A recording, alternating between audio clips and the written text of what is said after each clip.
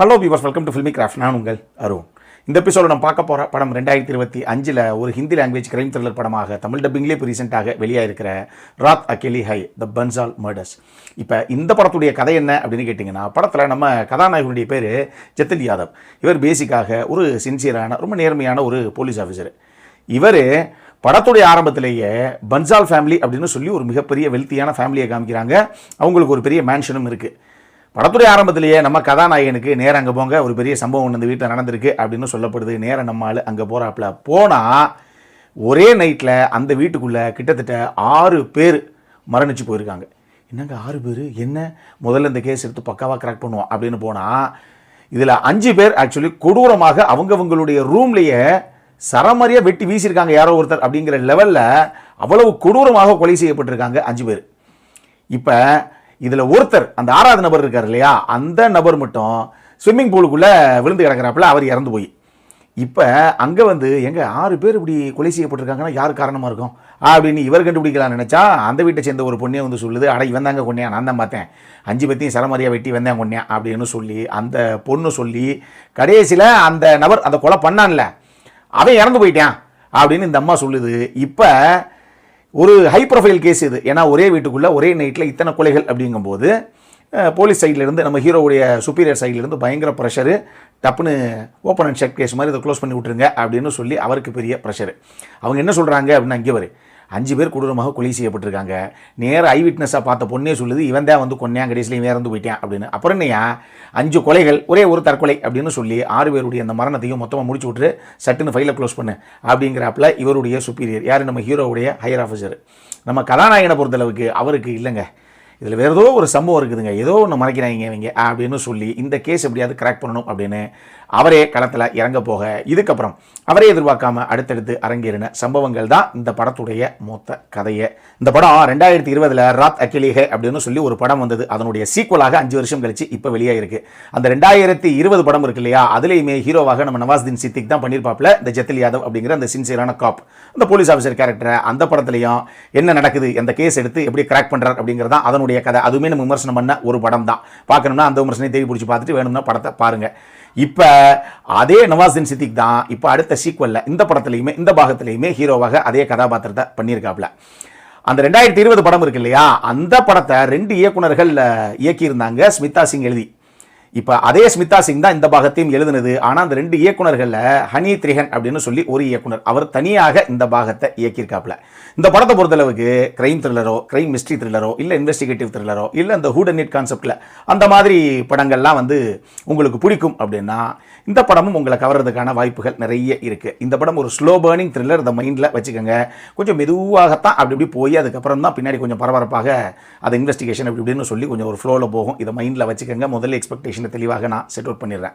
இந்த படத்துடைய central characters அப்படின்னு எடுத்துக்கிட்டிங்கன்னா ஆக்சுவலி ஒரு 5-6 கதாபாத்திரம் சொல்லலாம். ஆனால் முக்கியமாக 3 கதாபாத்திரம் தான். ஒன்று நம்ம நவாஸ்தீன் சித்திக், அவர் தான் கதாநாயகனாக பண்ணியிருப்பார். ரேவதி யார், நம்ம ரேவதி தான். அவங்க ஒரு டாக்டராக ஒரு கேரக்டர் ஒன்று பண்ணியிருப்பாங்க.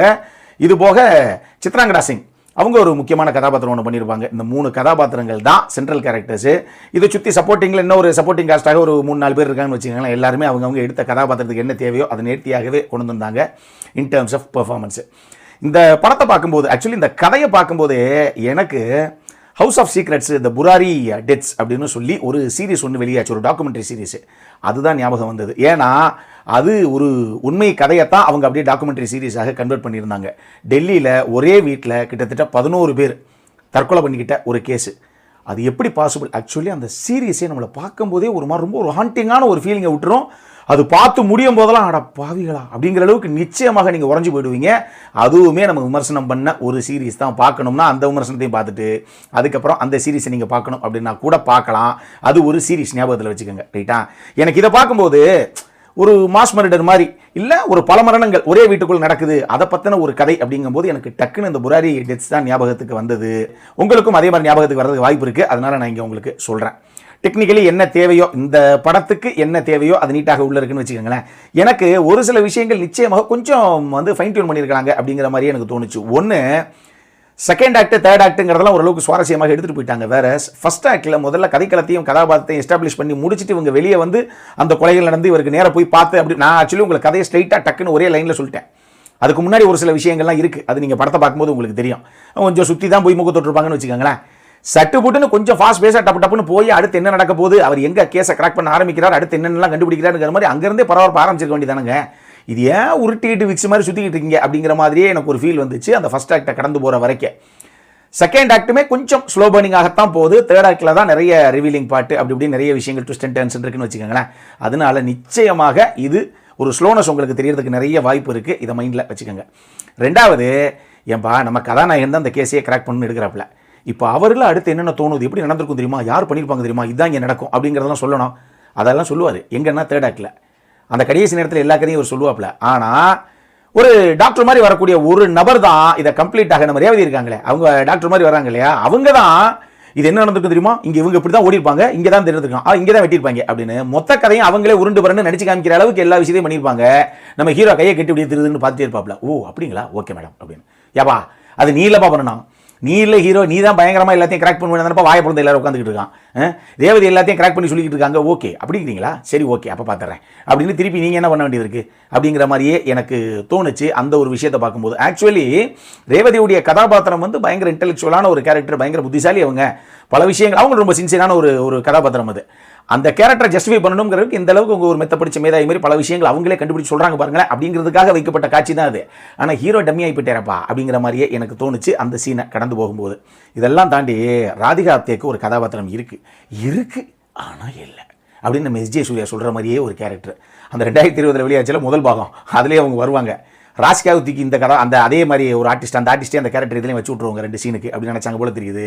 நயா பைசாக்கு பிரயோஜனம் இல்லாத ஒரு கதாபாத்திரம். எதுக்குங்க அந்த கேரக்டர், அதுக்கு எதுக்கு அவங்க எதுக்கு தேவையில்லாமல் இந்த கதையிலையும் அவங்கள தேவையில்லாமல் வழுக்க டைமாக வாலண்டியராக வண்டியில் ஏற்றி இழுத்துட்டு வரணும் அப்படிங்கிற மாதிரியே எனக்கு தோணுச்சு. சும்மா பேரளவில் ஒரு சீன் 2 சீனுக்கு சும்மா வந்துட்டு போவாங்க, அவ்வளோதானே தவிர அவங்களாம் கம்ப்ளீட்டாக வீணடிக்கப்பட்ட ஒரு கதாபாத்திரம் தான். அதெல்லாம் தேவையே இல்லை இந்த பாகத்தில். இந்த மாதிரி ஒரு சில விஷயங்களும் நிச்சயமாக உங்களுக்கு தோன்றதுக்கு வாய்ப்புகள் இருக்குது. அடல்காரனை பொறுத்தளவுக்கு இந்த படத்தில் செக்ஷுவலாக எந்த ஒரு விஷயம் போர்ட்ரேட் பண்ணப்படலை. பட் ரத்தம் தெரிக்கக்கூடிய, வெட்டி வீசக்கூடிய அந்த மாதிரி காட்சி அமைப்புகள் இருக்குது. இதை மைண்டில் வச்சுக்கோங்க. என்கிட்ட கேட்டால் ஒரு US 16+ அந்த அளவுக்கு ஒரு சில சம்பவங்கள் இருக்குது. அதை மட்டும் மைண்டில் வச்சுக்கோங்க. இந்த படம் தமிழ் டப்பிங்கில் வெளியாகிருக்கு. பார்க்கலாமா வேணாமா அப்படின்னு கேட்டிங்கன்னா பார்க்குறவங்க தாராளமாக ஒரு தடவை பார்க்கலாம். பெரிய எக்ஸ்பெக்டேஷனோட போய் பார்க்காதீங்க. ஏன்னா பொதுவாகவே பரபரன்னு சீனுக்கு சீன் ட்விஸ்ட் அண்ட் டர்ன்ஸோட பற்றிக்கிட்டு போகிற கிரைம் த்ரில்லர் வேறு மாதிரி எங்கேஜிங்காக ஆடியன்ஸை ஹோல்ட் பண்ணும். ஸ்லோ பர்னிங் த்ரில்லருங்கிறது வந்து அது நிறைய நம்ம எப்பயும் விமர்சனம் பண்ணுவோம் இல்லையா, அந்த மாதிரி உலக படங்கள்லாம் நிறைய பார்த்து அதில் அவங்களுடைய ஸ்க்ரீன் பிளே எப்படி இருக்கும் அப்படிங்கிறத அணுவாக ரசித்து பொறுமையாக இருக்கட்டுங்க, ஏதோ இருக்குதுங்க அப்படிங்கிற மாதிரி பார்த்துட்டு போகிற நபர்களுக்கு தான் பெருசாக ஒர்க் அவுட் ஆகும். மற்றவங்களுக்கு என்னங்க ஜவ்வா இழுத்து வச்சிருக்காங்க அப்படிங்கிற மாதிரி தோணும். இதை நான் தெளிவாக சொல்லிட்டேன். ஸோ மற்றபடி ஸ்லோ பர்னிங் இன்வெஸ்டிகேட்டிவ் த்ரில்லர்ஸ்லாம் உங்களுக்கு பிடிக்கும் அப்படின்னா தாராளமாக ஒரு தடவை பார்க்கணும் அப்படின்னா நீங்கள் பார்க்கலாம். அப்புறம் என்ன, இதே மாதிரி இன்னொரு வீடியோவோட அடுத்த முறை உங்களை சந்திக்கிற வரைக்கும் இட்ஸ் அருண் சைனிங் ஆஃப்.